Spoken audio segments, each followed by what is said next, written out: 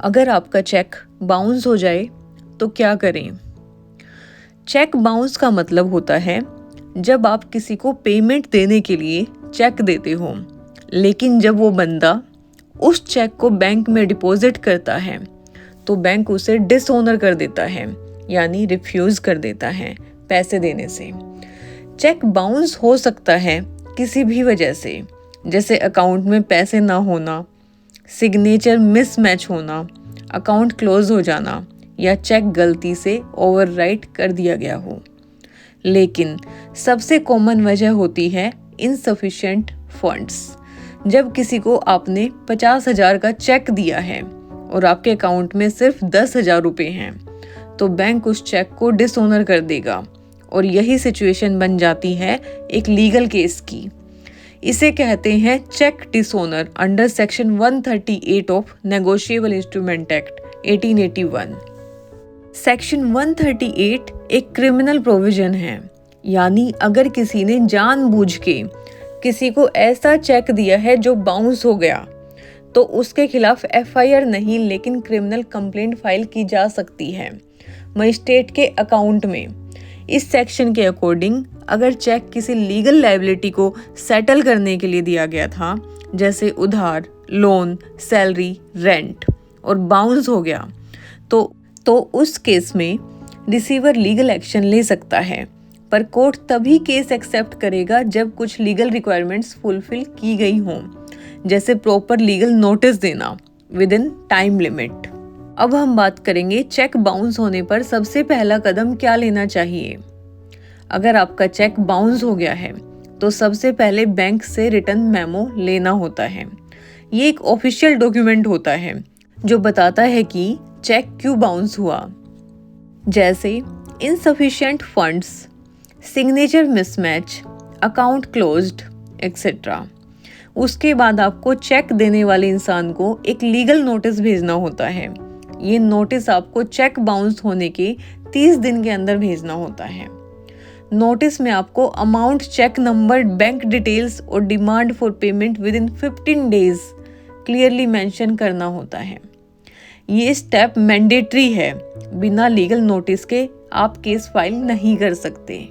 अब हम बात करेंगे लीगल नोटिस के फॉर्मेट और उसकी इम्पोर्टेंस के बारे में। लीगल नोटिस का फॉर्मेट प्रोफेशनल होना चाहिए, इसलिए आपको किसी एडवोकेट से ड्राफ्ट करवाना चाहिए।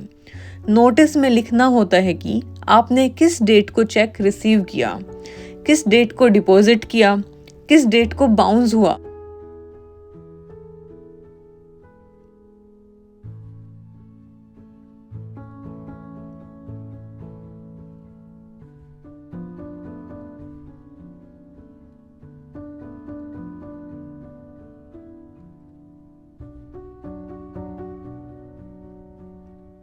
और अब आप समय से पैसे चाहते हैं। नोटिस का टोन फॉर्मल और लीगली करेक्ट होना चाहिए। ये नोटिस रजिस्टर्ड पोस्ट या स्पीड पोस्ट से भेजना चाहिए और एक कॉपी आपके पास भी होनी चाहिए। नोटिस के बाद अगर सामने वाला 15 दिन के अंदर पेमेंट नहीं करता, तभी आप कोर्ट जा सकते हो। अब बात करते हैं कोर्ट केस कब और कहाँ फाइल करें।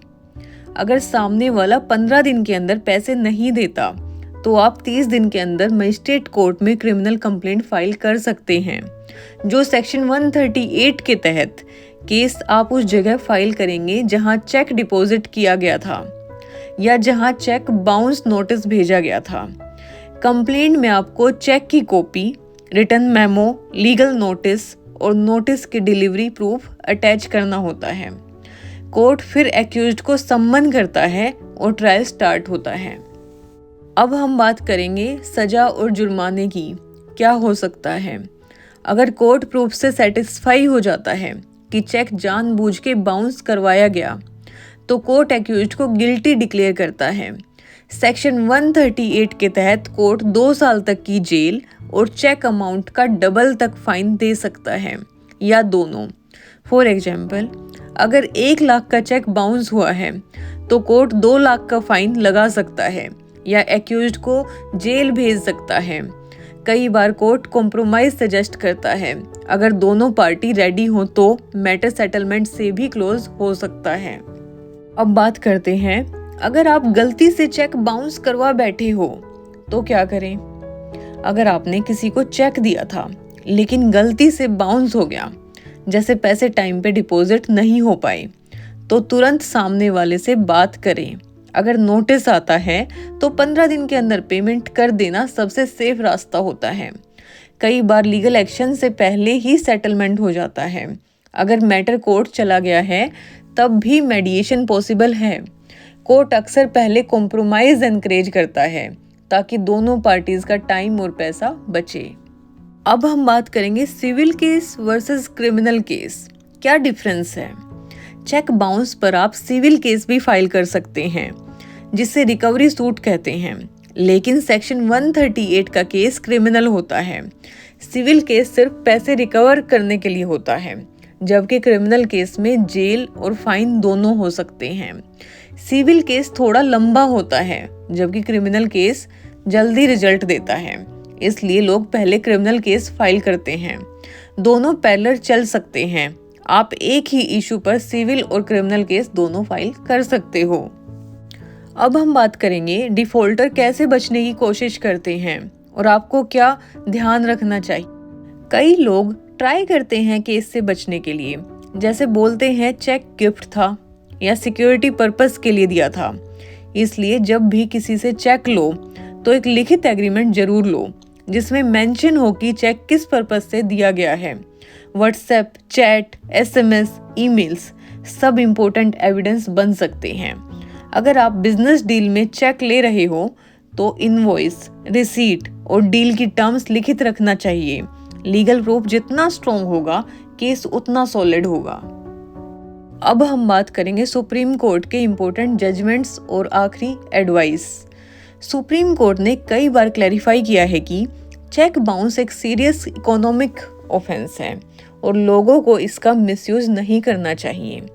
2020 के बाद कोर्ट्स ने फास्ट ट्रैक मैकेनिज्म शुरू किए हैं चेक बाउंस केसेस के लिए।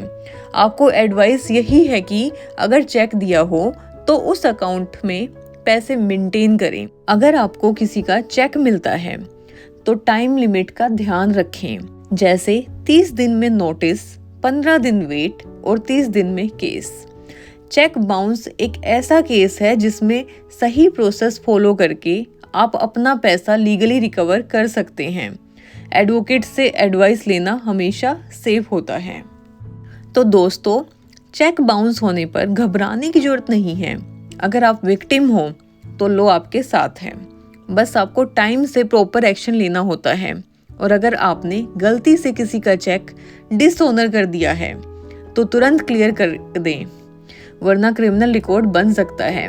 आपके लीगल राइट्स को समझना जरूरी है और सही गाइडेंस से आप किसी भी फाइनेंशियल फ्रॉड या डिफॉल्ट से अपना बचाव कर सकते हैं। अगर आपको ये वीडियो इन्फॉर्मेटिव लगा हो तो प्लीज़ लाइक कीजिए, शेयर कीजिए अपने ग्रुप्स में और चैनल को सब्सक्राइब जरूर कीजिए। कमेंट करके बताएं अगर आप किसी और टॉपिक पर वीडियो चाहते हैं। जय हिंद।